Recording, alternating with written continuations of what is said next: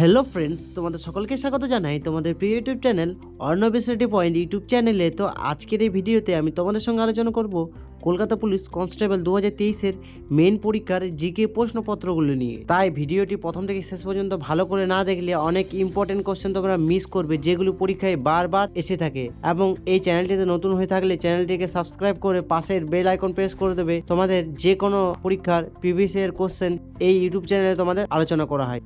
তাই দেরি না করে শুরু করছি আজকের প্রথম প্রশ্ন। কুষাণ সম্রাট কনিষ্কের রাজধানী কোথায় অবস্থিত ছিল? তো কুষাণ সম্রাট কনিষ্কের রাজধানী ছিল কোথায়? এর সঠিক অ্যান্সারটি কী হয়ে যাবে? সঠিক অ্যান্সারটি হয়ে যাবে পুরুষপুর। পুরুষপুর হয়ে যাবে সঠিক অ্যান্সার। নেক্সট প্রশ্ন দেখে নেব, দিল্লিতে রাজবংশের প্রতিষ্ঠাতা সম্রাট কে ছিলেন? তো দিল্লিতে রাজবংশের প্রতিষ্ঠাতা কে করেন?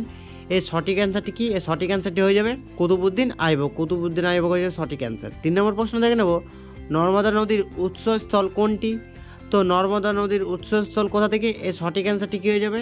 এর সঠিক অ্যান্সারটি হয়ে যাবে অমরকণ্টক। অমরকণ্টক হয়ে যাবে সঠিক অ্যান্সার। 4 নম্বর প্রশ্ন আমরা দেখে নেব, রোহন বোপান্না কোন খেলার সঙ্গে যুক্ত? তো রোহন বোপান্না কোন খেলার সঙ্গে যুক্ত? এর সঠিক অ্যান্সারটি হয়ে যাবে লন টেনিস। লন টেনিসের সঙ্গে যুক্ত। 5 নম্বর প্রশ্ন আমরা দেখে নেব, নিচের কোন প্রাণীটির দেহে মুক্ত সংবহন দেখা যায় না? তো মুক্ত সংবহন দেখা যায় না, এর সঠিক অ্যান্সারটি কী হয়ে যেত? এর সঠিক অ্যান্সারটি হয়ে যেত কেঁচো। কেঁচো হয়ে যাবে সঠিক অ্যান্সার। 6 নম্বর প্রশ্ন আমরা দেখে নেব, দ্বিতীয় গোল টেবিল বৈঠক কত সালে অনুষ্ঠিত হয়? তো দ্বিতীয় গোল টেবিল বৈঠক কত সালে অনুষ্ঠিত হয়? তো এর সঠিক অ্যান্সারটি হয়ে যাবে 1931। 1931 সালে দ্বিতীয় গোল টেবিল বৈঠক অনুষ্ঠিত হয়। 7 নম্বর প্রশ্ন আমরা দেখে নেব, ব্রাজিলের রাজধানীর নাম কি? তো ব্রাজিলের রাজধানীর নাম কি? ব্রাজিলের রাজধানীর নাম হলো ব্রাসিলিয়া। ব্রাসিলিয়া হয়ে যাবে এই সঠিক অ্যান্সার। 8 নম্বর প্রশ্ন আমরা দেখে নেব, লেবুতে কোন অ্যাসিড উপস্থিত থাকে? তো লেবুতে কোন অ্যাসিড উপস্থিত থাকে? তো এই সঠিক অ্যান্সারটি কী হয়ে যাবে? সঠিক অ্যান্সারটি হয়ে যাবে সাইট্রিক অ্যাসিড। তো লেবুতে সাইট্রিক অ্যাসিড উপস্থিত থাকে, সাইট্রিক অ্যাসিড।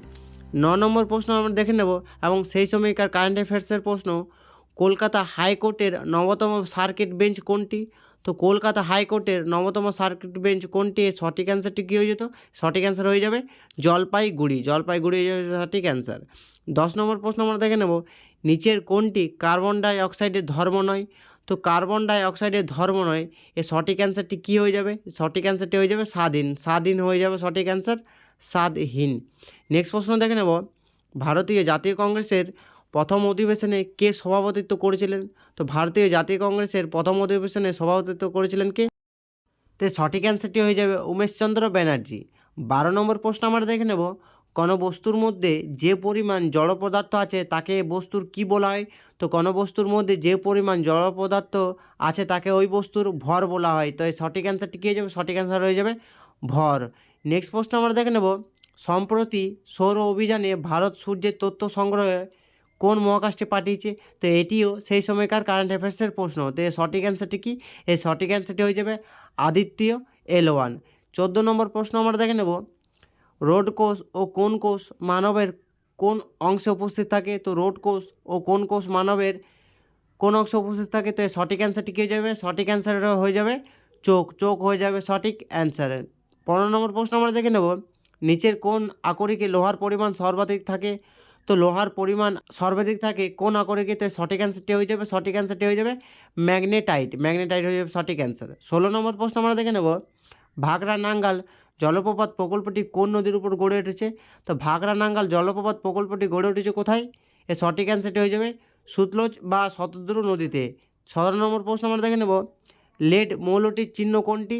তো লেড মৌলটির চিহ্ন কোনটি? এর সঠিক অ্যান্সারটি কী হয়ে যাবে? সঠিক অ্যান্সারটি হয়ে যাবে পিবি। তো পিবি হলো লেড মৌলটির চিহ্ন। নেক্সট প্রশ্ন আমরা দেখে নেব, সাঁড়াশি কোন শ্রেণীর লিভারের উদাহরণ? তো সাঁড়াশি কোন শ্রেণীর লিভারের উদাহরণ?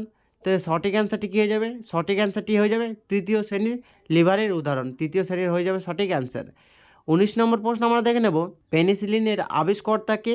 তো পেনিসিলিনের আবিষ্কর্তা হলেন কে? সঠিক অ্যান্সারটি কী হয়ে যাবে? সঠিক অ্যান্সারটি হয়ে যাবে আলেকজান্ডার ফ্লেমিং। আলেকজান্ডার ফ্লেমিং হয়ে যাবে সঠিক অ্যান্সার। 20 নম্বর প্রশ্ন আমরা দেখে নেব, নাগনন্দা রত্নাবলী প্রিয়দর্শিকা প্রভৃতি গ্রন্থ কোন সম্রাট রচনা করেছিলেন?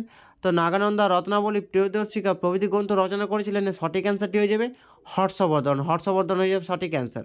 21 নম্বর প্রশ্ন আমরা দেখে নেব, কত সালে চট্টগ্রাম অস্ত্রাগার লুণ্ঠনের ঘটনাটি ঘটে?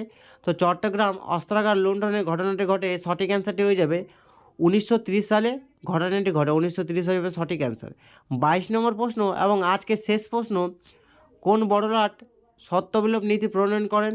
তো সত্যবিলোপ নীতি প্রণয়ন করেন কোন বড়লাট? তো সঠিক অ্যান্সারটি কী হয়ে যাবে? সঠিক অ্যান্সার হয়ে যাবে লর্ড ডালহৌসি।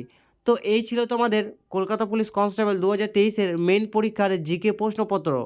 তো তোমাদের ভিডিওটি ভালো লেগে থাকলে লাইক করে দেবে এবং সাথে চ্যানেলটিতে নতুন হয়ে থাকলে চ্যানেলটিকে সাবস্ক্রাইব করে পাশের বেল আইকন প্রেস করে দেবে এবং কমেন্টে অবশ্যই জানাবে কোন ইয়ারের প্রিভিয়াস ইয়ার কোশ্চেন তোমাদের দরকার।